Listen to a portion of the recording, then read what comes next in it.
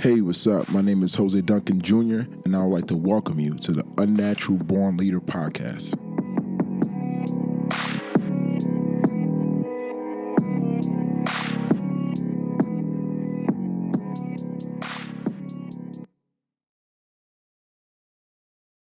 Hey, what's up, everyone? Welcome to episode 41 of the Unnatural Born Leader podcast.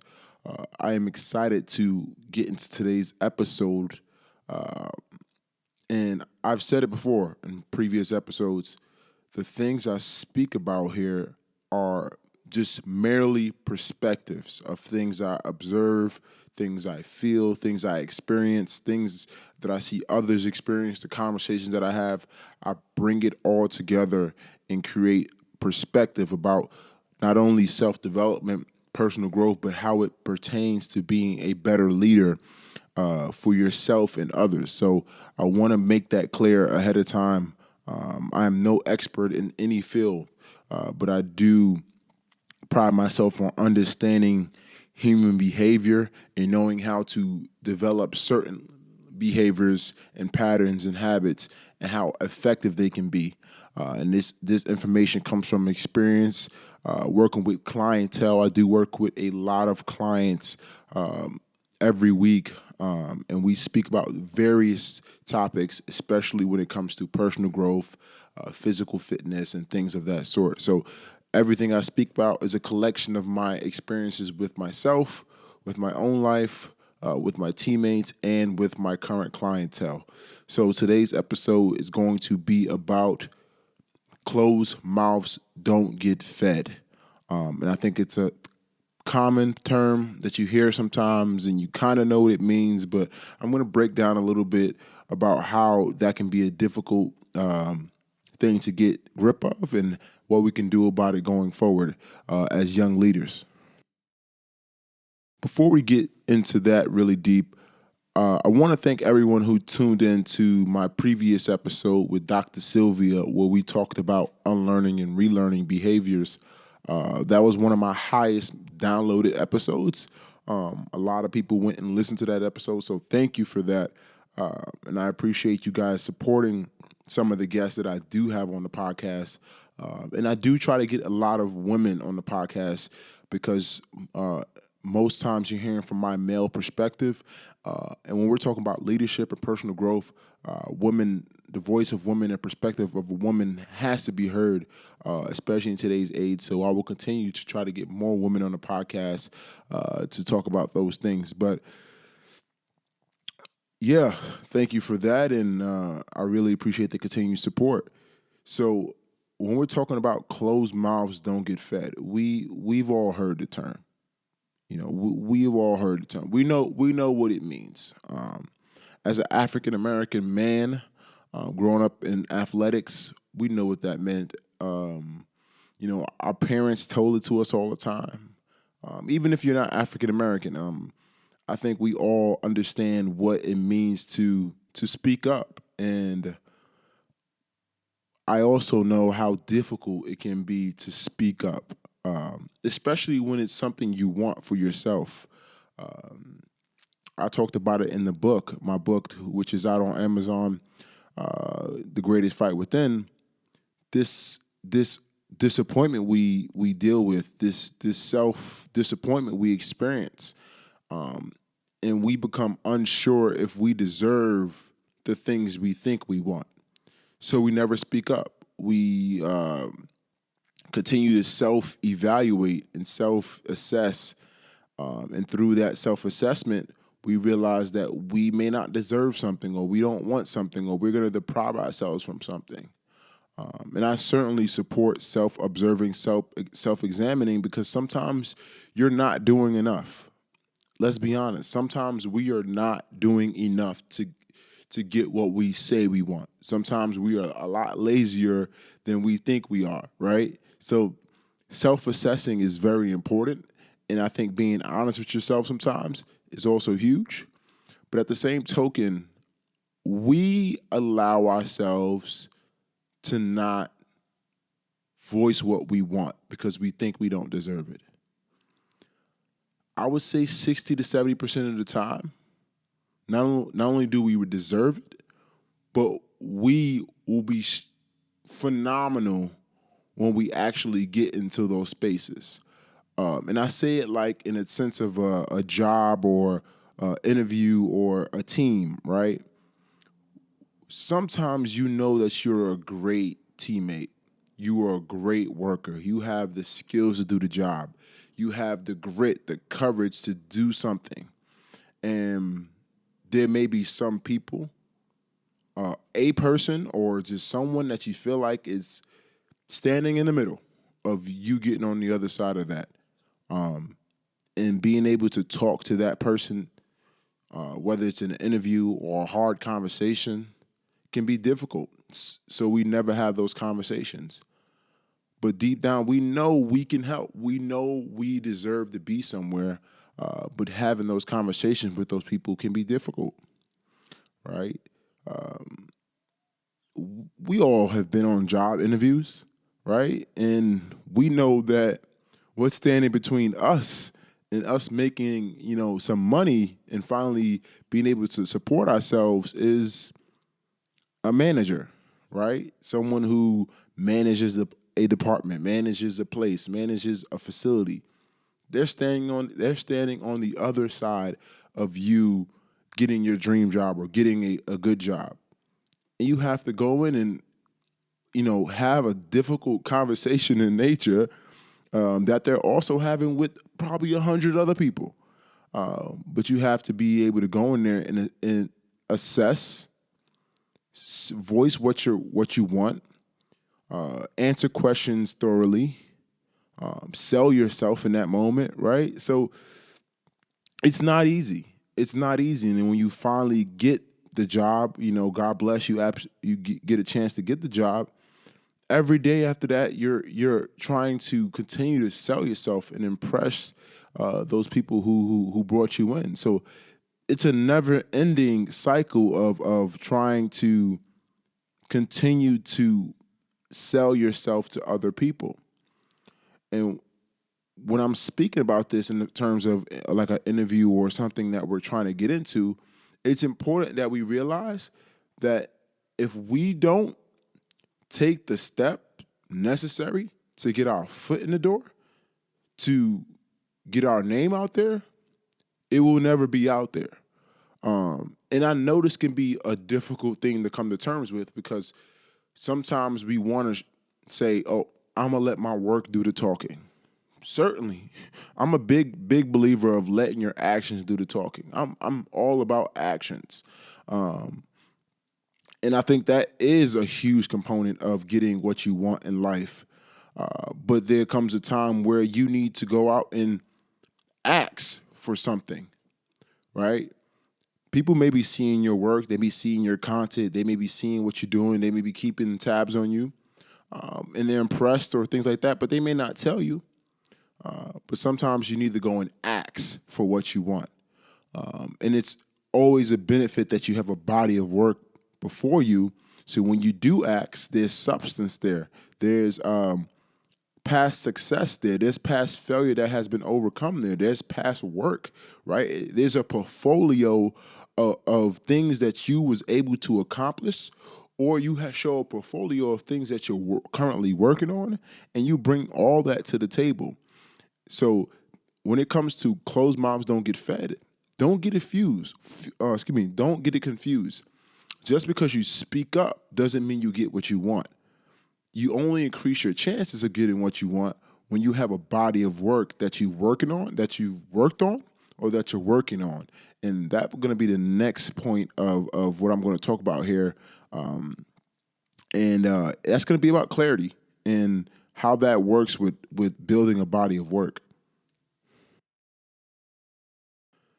So the first thing I think we as young leaders should do before we make any decision about what we want or what we think we want, and if we want better for ourselves, the first thing we need to do before we go out and put our big mouths out there, we need to spend time becoming clear about what we want. And you notice in this podcast, I say we, right? I am on this journey too. I am on this journey too, and it's difficult and it sucks sometimes because you just like I'm in limbo. You're like in that the in between space where you don't really know what you want. You think you know what you want. Your mind's telling you you want something, but your actions are not saying you want it, and you just stuck, right? But we know we want more. So the first thing we need to do is become more clear about what we want. And while we're doing that, we have to ask ourselves some critical questions. What role do we play in getting what we want? Who are the individuals that have the greatest impact on getting what we want? Is it friends? Is it family? Is it our partners? Is it our managers? Is it our bosses? Is it our following? Right? Who can impact you the greatest when you decide to ask for what you want? Who are those gatekeepers, right? We must know that. We can't be blind to the resistance of things in life. Just because we want something doesn't mean there isn't a certain amount of resistance prior to getting those things, right? And when we want to make a huge decision or ask for something that we've never thought we would ask for, we must decide how does what we want and what we're willing to ask for, how does that directly or indirectly impact others, right? Let me break that down. So when I wanted to move into management in the fitness industry, I had to ask myself, how is a move from being a full-time coach and asking for opportunities in management to move up, how would that affect my private clients, right? How would that affect my girlfriend, right? How would that affect our situation that we're working on? How would that affect my time? How would that affect the people that I spend time with if I'm going to be taking on more workload and more responsibility? How would that affect my current clientele? Would I have to treat them differently or do something differently, right? How would that affect the people I work with? And as ambitious as a goal of moving up in an industry, you have to realize that there are certain things that you must give up. You cannot expect to move vertically and not being able to sacrifice things you had before. It's actually impossible to do so, right? So how did how does you taking a new position, moving to a new state, posting a new post, right, making a new friend, how would that directly or indirectly impact others that you're close to? And when you decide what impact that may have, are you willing to communicate that before making that decision, right? Closed mouths don't get fed. So it's important that you speak up. But it's also important that you know that your actions and your choices does have a ripple effect, whether it's positive or negative. And the whole purpose is to create more positive ripple effects than negative, right? So are you willing to communicate with others that may be impacted by your decisions or by you asking for more, right? I talk about that in chapter 3 of my book, If Only We Communicated Better. If only we was all of us were able to communicate exactly what we want, whenever we wanted it, how we wanted to communicate it with other people, things would be a lot easier. But as you know, it's not as simple, and it's definitely some empathy involved in there. And we don't want to hurt other people, so we continue to silence ourselves so that we don't create those negative ripple effects, right? So when we're becoming clear about what we want, we're building that courage to finally go to our manager or finally go to someone and ask for what we want. We go ask, could I do this? Could you do this for me? Could I be considered for this position? Could I have an opportunity to be in that environment? You're asking for something, right? And you finally built up the courage to speak. When it's time to go ask for what you want, don't be the victim in the situation. Don't be the victim in the situation. Be the victor. Don't ask for something and downplay what you want, right? I'm a big time person who used to do that. I used to go ask for something I want. In the midst of me asking for what I want, I would downplay what I wanted. In my head, I knew for those last 48 hours, I was constantly going over my head with exactly what I wanted, how I wanted it. And I know things don't always work out that way, but it doesn't mean that I should have downplayed what I want in that moment.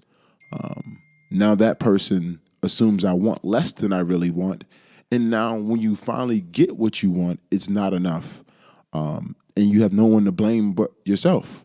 And in the past, I've had no one to blame but myself, right? I told my girlfriend about this a lot with her business. She asks, should I raise my prices for my business? Should I charge my clients more? How should I handle certain payments for different trips I plan for my clients? I'm like, babe, you have to put a price on your services and your time that you're comfortable with. So when it's time to ask for that business, ask for what you want, and they actually agree or don't agree to it, you have to be strong about what you ask for. And once you get what you want, you have to be okay with the price you set for it. Even if it's more work than you bargained for, you asked for a certain price. They gave you that price. Now you have to be okay with the work that comes with it, right? So don't be the victim in situations when it's time to speak up. Be the victor. Speak for what you want. And you may not get what you want at the end, but you have to shoot your shot at getting what you want, right? What do you want? Is it a realistic ask, right? That's another thing we have to realize. Is what we're asking for realistic, right? Do you feel like you deserve it or do you deserve it, right? Do you have the body of work to show that you deserve it? Or do you feel like because you are who you are, you know who you know, you deserve it? And I get it. Everyone doesn't have the body of work to show for it. Some people are early in their journey, but they know they are very talented. But it doesn't mean you cannot go and create a body of work. This doesn't mean that you're allowed to skip over the process of creating substance, right? We want these high-paying jobs, we want these high positions, and we want all these things, but we're not willing to create a small body of work to show that we're competent. Nobody wants an incompetent person. So when you want something and you feel you have a burning desire for it, create a body of work. Create a body of work. Create some unpaid work. Do an internship. Do something. Create a body of work to show that this is what you want. And certainly some people get lucky, right? Some people get lucky with their talents. And that's cool as well. But you have to be able to create a body of work. So when it's time to ask for what you want, it's justifiable, it's realistic, and it's forward-looking, right? As athletes, we spent 4 years in college. Some people call scholarships, free college. Nothing about being an athlete at a Division I, Division II, or Division III school is free. You understand? Time is money. And they're giving you money for your education, right?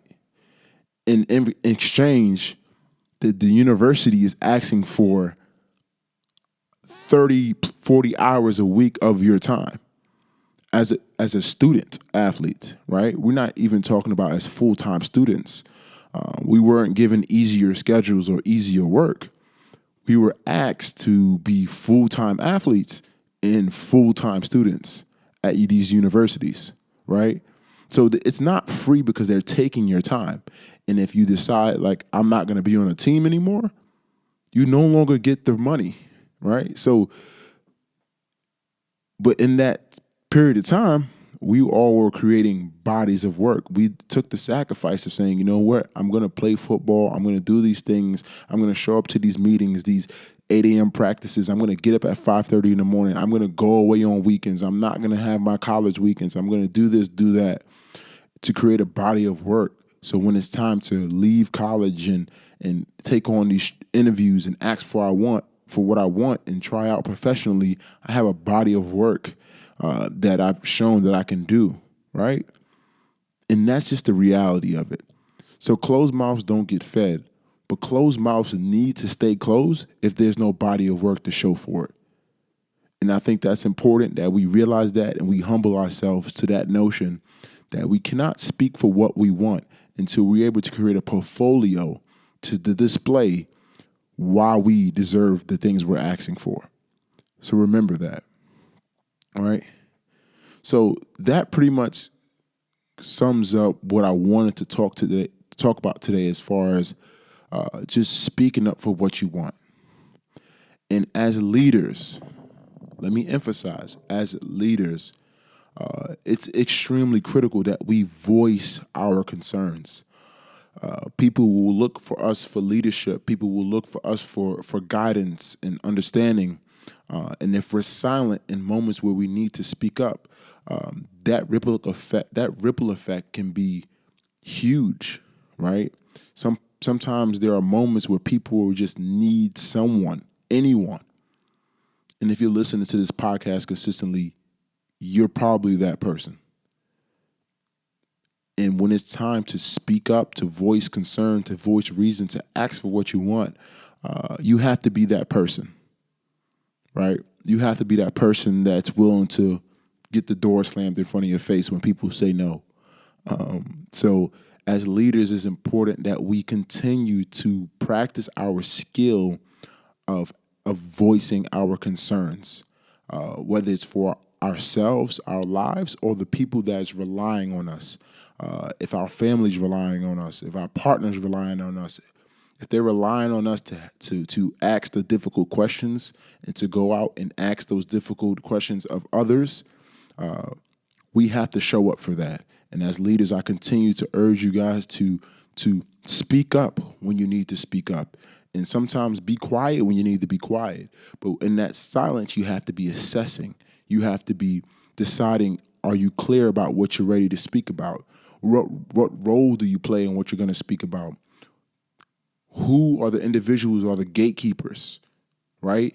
Who will this directly or indirectly affect? Don't be the victim.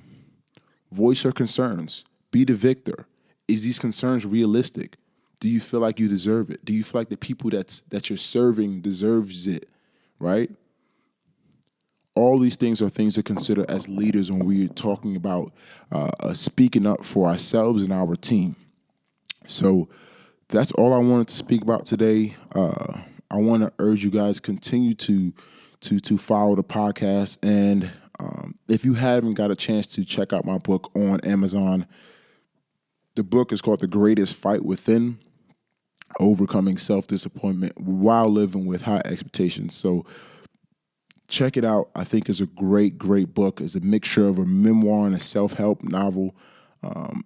And I did reference chapter 3 today because that was a huge chapter about communication. So that went hand in hand about what we spoke about today. So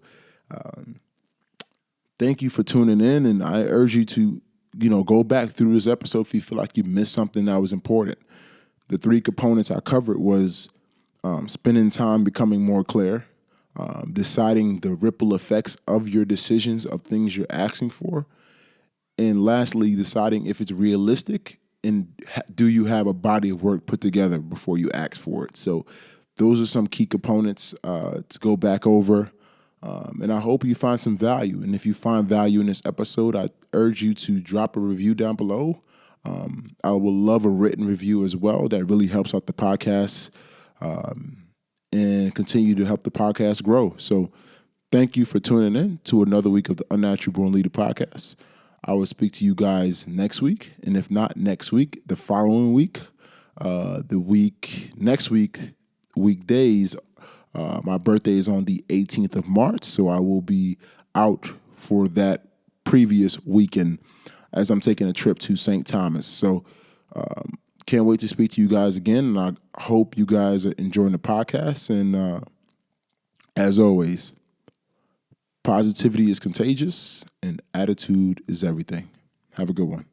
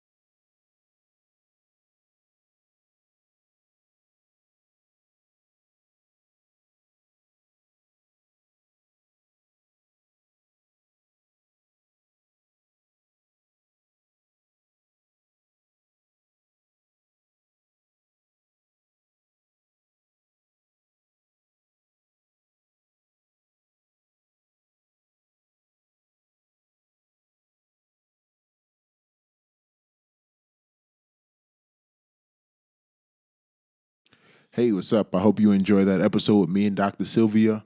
Please continue to rate, review, and share the podcast. And until next time, positivity is contagious and attitude is everything.